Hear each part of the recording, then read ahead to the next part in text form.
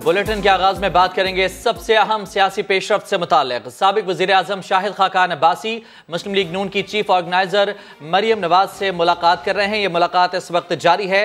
नवाज शरीफ की हिदायत पर शाहिद खाकान अब्बासी मुलाकात के लिए लाहौर पहुंचे हैं।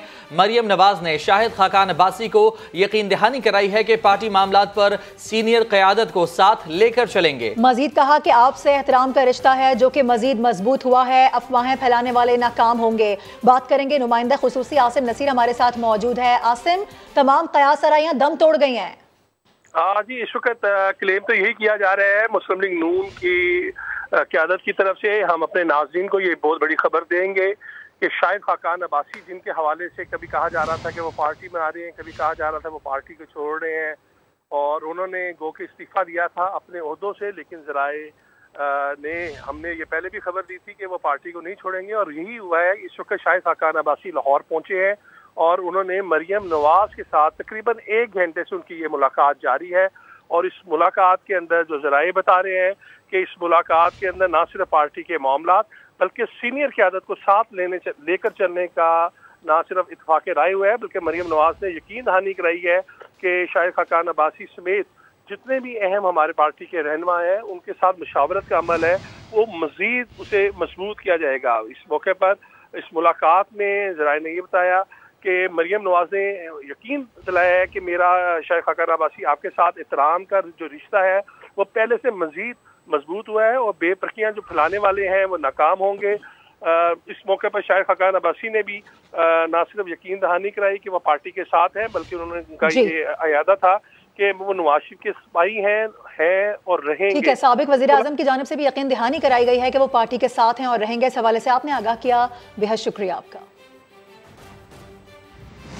और अब बात करते हैं सुप्रीम कोर्ट के अहम रिमार्क्स की। CCPO लाहौर गुलाम महमूद डोगर के ट्रांसफर केस में जस्टिस एजाजुल अहसन ने अहम रिमार्क्स दिए हैं। उन्होंने कहा है कि इंतखाबात फिलहाल हवा में हैं, इलेक्शन कमीशन अपने काम के अलावा सारे काम कर रहा है। आइन कहीं भी निगरां हुकूमत को बड़े पैमाने पर तबादलों की इजाजत नहीं देता। आइन में वाज़ेह लिखा है कि असेंबली खत्म होने के बाद 90 रोज में इंतखाबात होने चाहिए। अदालत की तलबी पर chief election commissioner Sikandar Sultan Raja अदालत में पेश हुए हैं। चीफ इलेक्शन कमिश्नर ने बताया है कि इंतखाबात कराने के लिए तैयार हैं। अदलिया, रिटर्निंग अफसरान, फौज, सिक्योरिटी और हुकूमत बजट नहीं देती तो इलेक्शन कैसे कराएं? आइन के एक आर्टिकल पर अमल करें तो दूसरे की खिलाफ वर्जी हो जाती है। अदालत हुक्म दे तो तबादले रोक देंगे, इलेक्शन की तारीख खुद दें तो आइन की खिलाफ वर्जी होगी।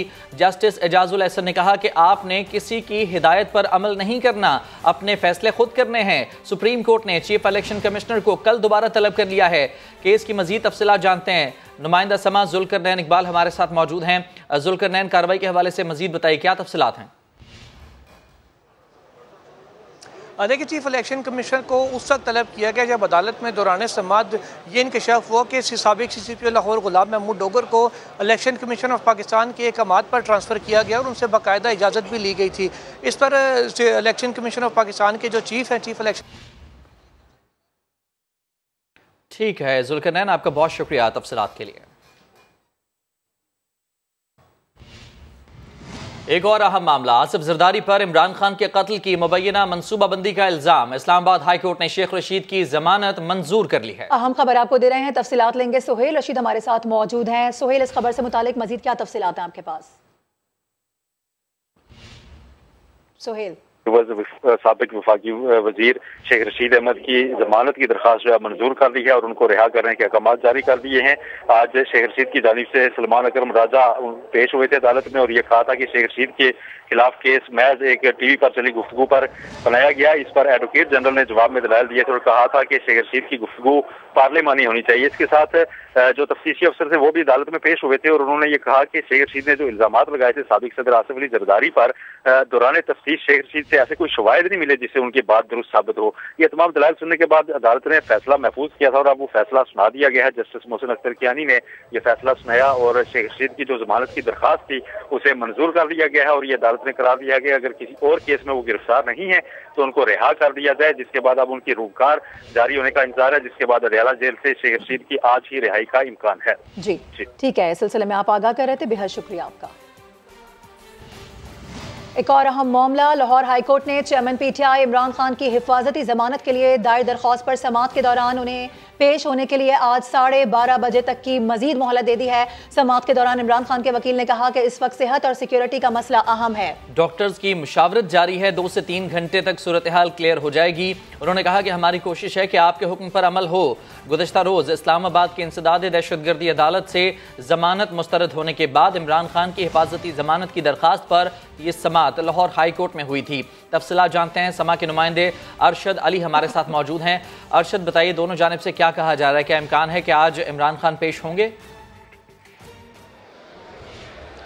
जी बिल्कुल, जो है वो लाहौर हाई कोर्ट में इमरान खान की हिफाजती ज़मानत के ऊपर अदालत ने वाज़ह कहा है कि इमरान खान के पेश हुए बगैर जो है वो हिफाजती ज़मानत मुमकिन नहीं है। ताहम जो है वो आज जब 10 बजे के करीब समाअत शुरू हुई तो इमरान खान की जानब से अज़हर सदीक एडवोकेट ने अपना वकालतनामा दाखिल किया और अदालत के ये इस्तदा की कि अदालत ने कल तक जो है वो हमें हमारे ऊपर बड़ी शफ़क़त फरमाई और समाअत जो है वो आज तक के लिए मुलतवी की। ताहम इस वक्त जो है वो इमरान खान के साथ 2 मसाइल हैं, एक तो उनके सेहत का मसला है, दूसरा उनकी सिक्योरिटी का मसला है। ताहम जो है वो इमरान खान के वकील की जानब से अदालत को बताया गया कि इस वक्त डॉक्टर्स जो है वो इमरान खान के साथ मुशावरत कर रहे हैं। 2 से 3 घंटे तक जो है वो सूरत हाल क्लियर हो जाएगी। उसके बाद अदालती हुक्म पर अमल हम चाहते हैं कि उस पर अमल करवाएं। ताहम जो है वो जिस पर अदालत की जानब से ये कहा गया कि आप मोहलत मांगना चाहते हैं, जिस पर जो है वो इमरान खान के वकील ने कहा कि हमें बिल्कुल जी मोहलत फराहम की जाए, जिस पर जो है वो अदालत ने इमरान खान के वकील की इस्तदा को एक बार फिर मंजूर कर लिया और समाअत 12:30 बजे तक के लिए मुलतवी की है। ताहम कुछ ही देर। ठीक, बहुत शुक्रिया आपका तफसीलात के लिए। सुपर टैक्स केसेस में वफाक और FBI को रिलीफ मिल गया। सुप्रीम कोर्ट ने फरीकैन को 4% सुपर टैक्स अदा करने का हुक्म दे दिया है। चीफ जस्टिस उमरता बंदियाल की सरबराही में 3 रुकनी बेंच ने फैसला सुना दिया। मुख्तलिफ इंडस्ट्रीज ने गुज़श्ता साल बजट में आयद सुपर टैक्स को चैलेंज किया था। सिंध हाई कोर्ट ने गुज़श्ता साल से 10% सुपर टैक्स की वसूली को कलअदम करार दिया था। वफाकी हुकूमत और FBI ने सुपर टैक्स की वसूली के लिए सुप्रीम कोर्ट में अपील दायर कर दी।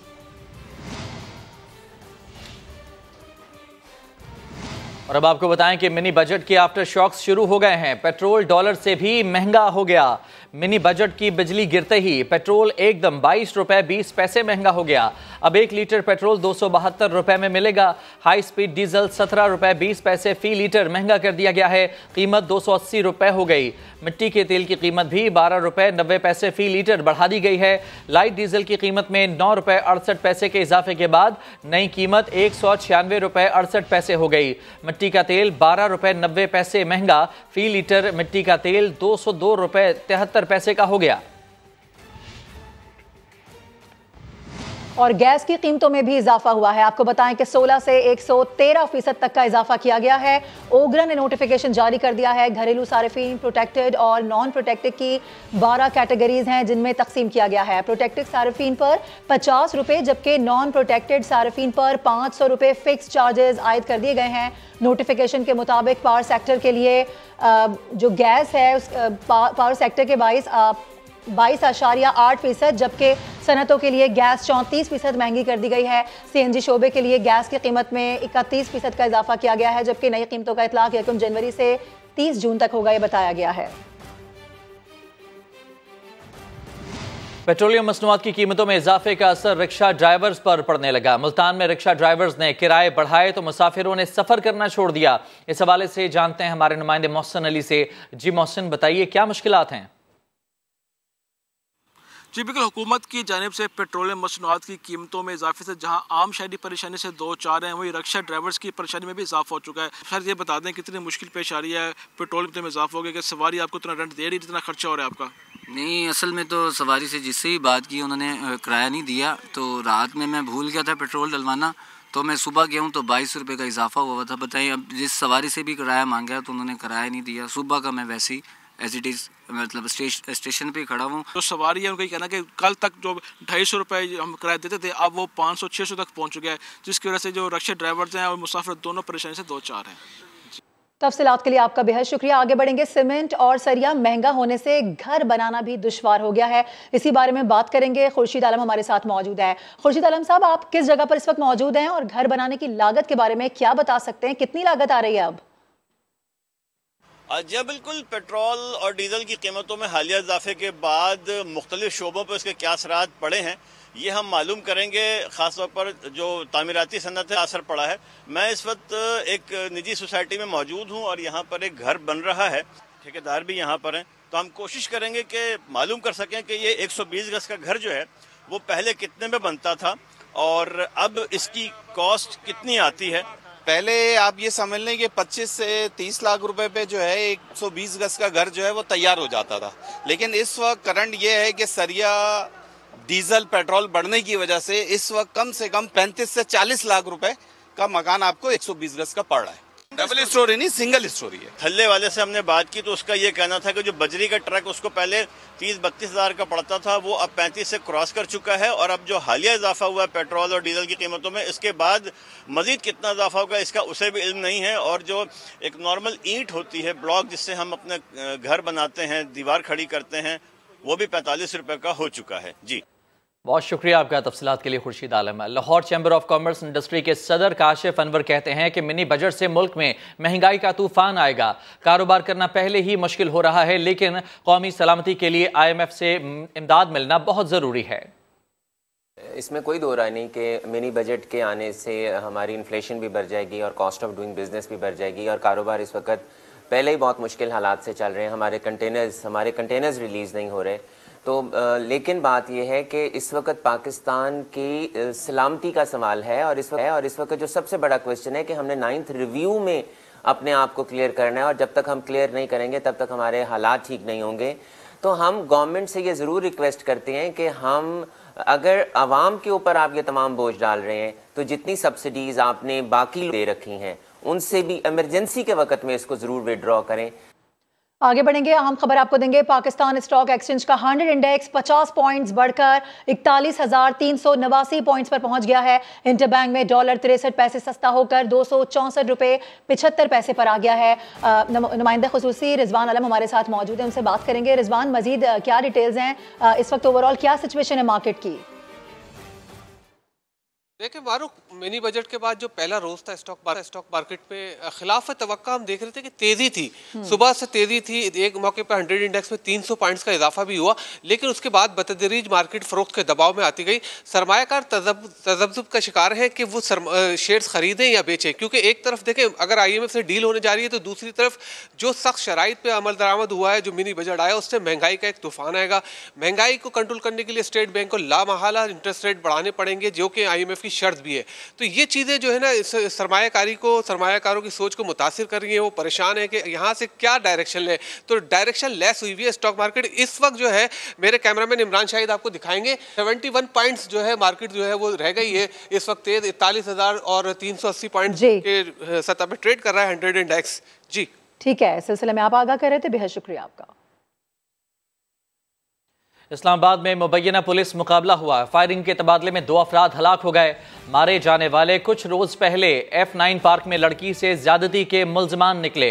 समा ने हलाक होने वाले मुल्जमान की शनाख्त की खबर पहले ही दे दी थी, जिसकी पुलिस ने तस्दीक भी की। मजीद तफसीलात इस्लामाबाद से कमरुल मुनव्वर की रिपोर्ट में। शहर इक़्तिदार में सबसे बड़े पब्लिक पार्क में लड़की से ज्यादती के मुल्जिम इबरतनाक अंजाम को पहुंच गए। इंसाफ के कटहरे तक पहुंचने से पहले ही कानून के रखवालों से मुकाबला करते हुए मारे गए।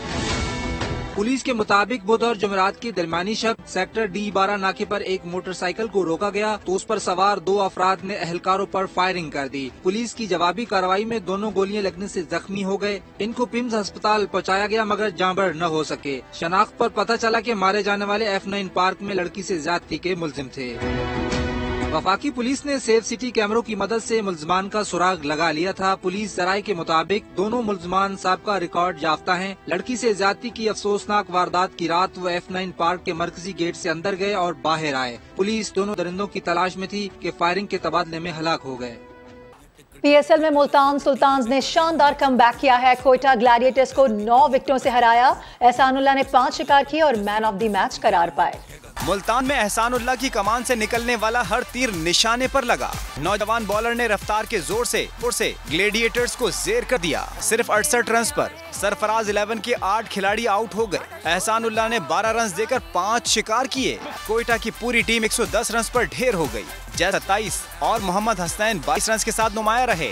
आसान हदफ के ताक़ुब में मुल्तान सुल्तान्स की पहली विकेट 3 रन पर गिरी, मगर रिजवान और राइली रोसो ने कोई गलती न की। रोसो ने 78 रन जड़े। रिजवान 28 रन बनाकर नॉट आउट रहे। मुल्तान सुल्तान्स ने मैच 9 विकेटों से जीतकर इवेंट में पहली जीत अपने नाम कर ली।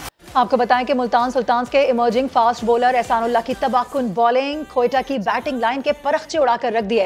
एहसानुल्लाह ने 5 ओवर्स में सिर्फ 12 रन देकर 5 खिलाड़ियों को पवेलियन भेजा। एहसानुल्लाह की रफ्तार का कोई जवाब न था। सुल्तान्स के 20 साल पेसर ग्लैडिएटर्स पर बिजली बंद कर गिरे। अकेले एहसानुल्लाह ने कोयटा की आधी टीम उड़ा कर रख दी। 150 किलोमीटर की रफ्तार से सरफराज अहमद का शिकार किया। जेसन रॉय, इफ्तिखार अहमद भी एहसानुल्लाह का निशाना बने। नसीम शाह को क्लीन बोल्ड करके एहसानुल्लाह ने 5 विकेटों का कारनामा अंजाम दिया। सुल्तान्स के इमर्जिंग पेसर ने 4 ओवर्स में सिर्फ 12 रन देकर 5 विकेटें ली। PSL की तारीख में ये 7वीं बेहतरीन बॉलिंग का रिकॉर्ड है। कम बैक अहम खबर आपको देंगे। सेनेट की कायमा कमेटी बराए खजाना ने सप्लीमेंट्री फाइनेंस बिल की कसरत राय से मंजूरी दे दी है। वजीर ममलिकत खजाना आयशा गौस पाशा ने सेनेट कायमा कमेटी में ब्रीफिंग दी और बताया कि IMF ने कहा पावर सेक्टर चला लें या फिर मुल्क चला लें। चेयरमैन कमेटी ने FBR को फिजाई कंपनीज पर फिक्स टैक्स के लिए तजावीज़ तैयार करने की हिदायत की है। मजीद जान लेते हैं, नुमाइंदा खुसूसी शकील अहमद हमारे साथ मौजूद हैं। शकील अहमद, इस मामले की मजीद क्या तफसीलात हैं आपके पास? देखिए, एक तो अच्छी डेवलपमेंट ये हुई है कि सेनेट की कायमा कमेटी बराए खजाना ने कसरत राय से बिल की मंजूरी दे दी है। सप्लीमेंट्री फाइनेंस बिल, जिसको मिनी बजट कहा जा रहा था, कल पेश किया गया था कौमी असेंबली में, फिर सेनेट में, और आज सेनेट की कायमा कमेटी ने इसकी मंजूरी दे दी है। दूसरी तजावीज़ इसमें डिस्कस हुई हैं। कमेटी अरकान ने कुछ तहफ़्फ़ुज़ात का इजहार किया कि 170 अरब नहीं है बल्कि 520 अरब या 10 अरब रुपए का ये टैक्स जो लगाया है हुकूमत ने इक़दाम किए हैं, क्योंकि चेयरमैन FBR का ये कहना था कि अगले 4.5 माह में 170 अरब रुपए रेवेन्यू हासिल होगा, जो कि शॉर्टफॉल था, हम पूरा करेंगे। लेकिन कमेटी अरकान का ये इसरार था कि पूरे साल का इम्पैक्ट 500 अरब रुपए से ज्यादा बनता है। दूसरा, कमेटी ने तजावीज़ दी है कि जो फजाई टिकट है उस पर फिक्स टैक्स लगा दिया जाए। हुकूमत ने 50,000 रुपए या 20% टैक्स लगाया था, लेकिन इनका ये कहना है कि अमेरिका के लिए 1 लाख रुपए, यूरोप के लिए 50,000 और मिडल ईस्ट के लिए। बहुत शुक्रिया आपका तफसीलात के लिए शकील अहमद। वज़ीर आज़म शहबाज शरीफ 2 रोज़ा दौरे पर तुर्किया रवाना हो गए। लाहौर एयरपोर्ट पर पाकिस्तान में तैनात तुर्किया के सफ़ीर और कौंसल जनरल ने वज़ीर आज़म को रुखसत किया।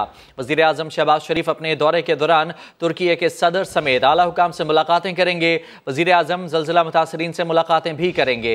तुर्किया रवानगी से कबल एक बयान में वज़ीर आज़म ने कहा कि वो तुर्क भाइयों से इजहार यकजहती के लिए तुर्किया का दौरा कर रहे हैं। तुर्किया और पाकिस्तान एक कौम है जो 2 ममालिक में बसते हैं। तुर्किया के अवाम के नुकसान को हम अपना नुकसान समझते हैं। वक्त का तकाजा है कि आलमी बरादरी मुश्किल का शिकार इंसानियत की मदद के लिए आगे आए। ज़लज़ले के नुकसानात से निमटना किसी एक हुकूमत की इस्तेदाद से कहीं ज्यादा है। कोई भी मुल्क इस पैमाने की तबाही से अकेले नहीं निमट सकता। तुर्की में ज़लज़ले से मुतासिर इलाकों में पाक फौज की इमदादी कार्रवाइयाँ भी जारी हैं। अदियामान में 91 जगहों पर सर्च और 39 जगहों पर रेस्क्यू ऑपरेशन किया जा रहा है। पाक फौज की रेस्क्यू टीमों ने 2 साइट्स को मुकम्मल तौर पर क्लियर कर लिया है। मजीद जानते हैं, समा की नुमाइंदा खुसूसी सुमेरा खान हमारे साथ मौजूद हैं। सुमेरा, मजीद अपडेट कीजिएगा कार्रवाइयों के हवाले से पाक फौज की जानिब से जो की जा रही है वहाँ। जी बिल्कुल, तुर्की का सूबा जो अदियामान है उसमें मजमूई तौर पर पाकिस्तान आर्मी की जो urban search and rescue teams का ऑपरेशन है वो 91 जगहों पर सर्च ऑपरेशन जबकि 39 जगहों के ऊपर रेस्क्यू ऑपरेशन जारी है, जो कि इस वक्त किसी भी मुल्क की टीम के सबसे बड़े ऑपरेशनल बेस है वहाँ पे जो इस वक्त ऑपरेट कर रही हैं इमदादी और सरगर्मियों में, रिलीफ सरगर्मियों में। अब तक की इस दौरान 8 अफराद को जिंदा निकाला गया है, 5 जिंदा अफराद की निशानदेही की गई है और 138 लाशों को मलबे तले निकाल कर बुरसा के हवाले कर दिया गया है। इन टीम्स के अलावा NDMA और NLC की भी मुश्तरका कोशिशों से इमदादी सामान की मजीद खेप। बिल्कुल ठीक, तो पाक फौज के अर्बन और सर्च टीमों का तुर्की में ये इमदादी मिशन जारी है। बहुत शुक्रिया आपका तफसीलात के लिए Sumera. Welcome back. Lahore high court में इमरान खान की हिफाजती जमानत पर वक्फे के बाद एक मरतबा फिर समाअत हुई है। इमरान खान के वकील ने मुशावरत के लिए मजीद 1 घंटा मांग लिया है। अदालत ने समाअत अब 2 बजे तक मुलतवी कर दी है। मजीद जानते हैं समा के नुमाइंदे अरशद अली से। अरशद, मजीद वक्त दे दिया गया है, क्या तफसीलात हैं?